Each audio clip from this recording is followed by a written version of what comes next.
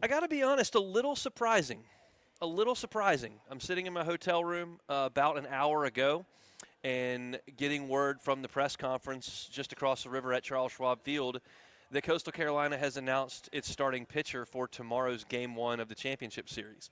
And everyone just kind of assumed, I'm talking about national media, I'm talking about myself, that Jacob Morrison would get the baseball for Coastal Carolina. Morrison has been their workhorse all year long. He is a 6'8", 245-pound redshirt sophomore. He's the Sun Belt Pitcher of the Year, 12-0 on the season, 104 innings, 102 strikeouts. Opponents hit 194 against him. Coastal has won 16 of the 18 games he has pitched in. And then on Monday, he got the baseball against Oregon State, who was clearly, in my opinion, the best team that Coastal played in their run through the bracket. And he was awesome in that game. He pitched into the 8th inning. He at one point retired 16 straight Oregon State Beavers in that game on Monday. And he's not getting the ball on Saturday.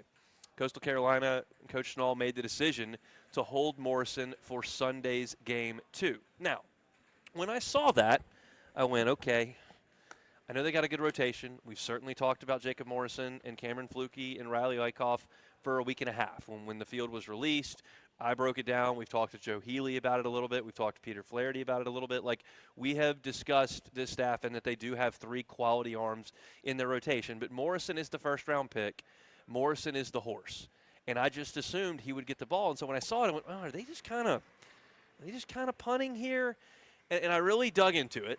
And I don't think that they are. I think this is a very, very reasonable and calculated decision by Coach Schnall to go with Cameron Flukey on Saturday and very likely Jacob Morrison on Sunday. That is 2 days short rest. He went into the 8th inning on Monday. And you're talking about coming back on Saturday. That's 2 days short rest. That's not generally something we see. Now, look, I believe that Cade Anderson and Gabe Gackle were going to get the ball on Thursday. We saw Paul Skeens get the ball on Thursday 2 years ago. We saw Rhett Lauder get the ball on Thursday 2 years ago, right after a Saturday appearance. And I think that 4 days of rest for an advanced college pitcher is not a serious risk. And this is 5 days rest, and I don't believe would be a serious risk. But 6 days rest is better, clearly. And so they're going to go with Cameron Flukey in this game. So now I had to go break down Cameron Flukey. I had all the Jacob Morrison stuff ready to go for today. I had to get into the Cameron Flukey stuff today, and we'll certainly talk about it a little bit more tomorrow. Incidentally, I'll be live 2 to 4 tomorrow before the game for a special pregame show on a Saturday here from the Ameristar. But let's talk about Flukey and what LSU is going to see in the game tomorrow. He is 6'6" and right-handed, big, tall kid, lanky, got a smooth delivery, pretty good athlete. On the season, he's 7-1. His ERA is 3.29. And he's actually got more strikeouts than Morrison, 109 in 95 2/3 innings of work. In the College World Series, he came in relief in their first game on Friday against Arizona. So he will be on full relief. They brought him into the game, and we talked about how I thought this was a really quality bit of coaching by Coach Schnall to go to his number 2 and number 3 starters in the first game to hold Morrison for the second game against Oregon State, who I thought was better than Arizona. And it worked out beautifully. But Flukey came out of the bullpen against Arizona, threw 4 innings of 2-run baseball, gave up 2 hits, had 3 strikeouts and 1 walk. If you want to go back to his outing against Auburn in the Super Regional, which I think is a reasonable thing to do, that's an Auburn team that we are pretty familiar with that had a quality offense. It was led by, obviously, Ike Irish and Cooper McMurray, but you had some really strong freshmen in that lineup. It was at Plainsman Park, and you saw 5 innings of work from Flukey. He gave up 6 hits and 3 earned runs. He walked 3 and struck out 4. So it was a solid 5 innings of 3-run work. It wasn't great. Wasn't awful. And then you look into the stuff, and that's the kind of thing that I wanted to look into more so than not. And Flukey has a really good arm. He's a talented dude. You're talking about a fastball that got up to 98 miles an hour last Friday. It sat most generally 94 to 96, and that's kind of where he lives. He features 3 different off-speed pitches. He throws a big looping overhand curve that's like 75 miles an hour. It's a 20-mile-an-hour difference from the fastball to the big curveball. He will throw a slider and a changeup. Both are in the mid-80s, so that's like a 5-mile-per-hour difference.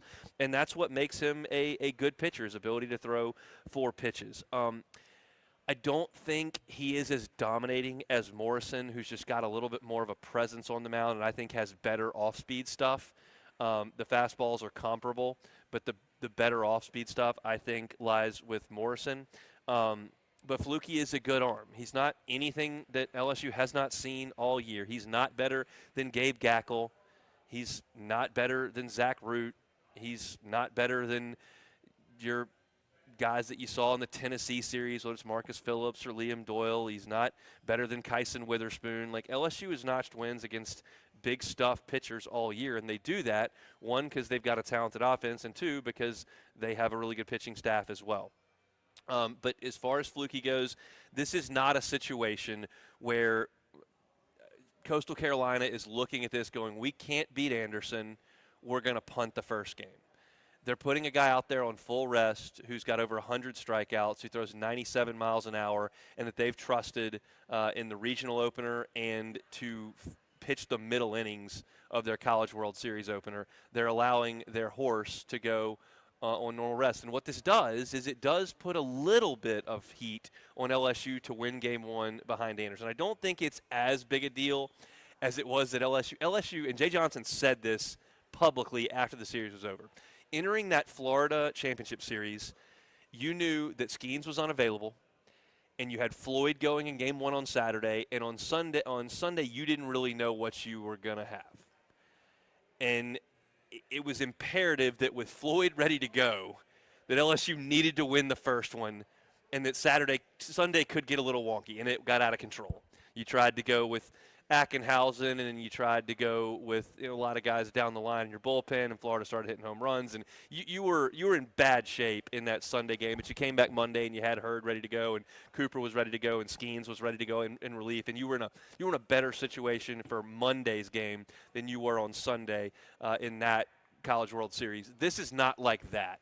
It's not that imperative that LSU wins in the first game because they do have Anthony Ianson to go in Game 2, and then in Game 3 you would face Riley Eikov, and you would probably go with Zach Cowan and whoever you had left, and I think LSU is more talented than Coastal Carolina.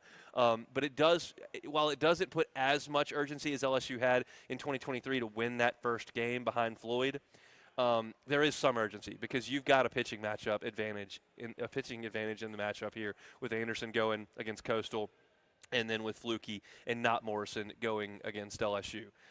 The thing that I can't quite put my hands around just yet is the weather forecast, and I think most of you that are paying attention know that it's going to be really, really hot on Saturday, Sunday, and Monday. I don't care about that. LSU's played in really, really hot.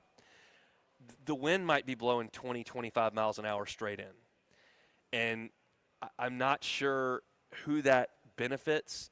Nobody's hit a ton of home runs here. Coastal doesn't have any, and LSU has got a couple from Jared Jones. So that's the thing that may be an equalizer on this whole pitching thing anyway. It's just going to be a matter of who hits the ball down and hard often. And if you listen to me from 1 o'clock today to 3 o'clock today, and if you listen to me from 2 o'clock tomorrow to 4 o'clock tomorrow, you're going to hear me say the words down and hard 25 times. Because in this ballpark, with the weather that's coming this weekend, where the wind's howling in, if you hit the ball in the air, you're out. The only exception to that is it may cause some mayhem with pop-ups in the infield. But fly balls are toast. And if you can't hit hard ground balls and hard line drives like LSU did masterfully in the UCLA game, you will be in big trouble. So this is not a pitch-off situation by Coastal. And it's not some sort of white flag, but it is interesting and shifts the dynamics a little bit of this series. Again, we don't have a confirmed Cade Anderson is starting from Jay Johnson. He didn't answer that question, as you would expect in the press conference. He's not going to do that, and we'll get the lineup card tomorrow, and that's just the way he's going to operate. But Coastal did, and they're going to go with Cameron Flukey, It'll be Jacob Morrison in the second game, and very likely you would see Riley Eichhoff, their senior right-hander, on Monday. For those asking, no, Coastal does not have any left-handers in their starting rotation. It's all right-handers. Their closer is a talented left-hander by the name of Dominic Carbone. We'll talk about him a little bit later. He's 5'10", but he does throw in the mid-90s and has some good off-speed stuff. And when he pitches, they generally win. So it's LSU and Coastal. We're talking about it from the Ameristar in Council Bluffs, Iowa.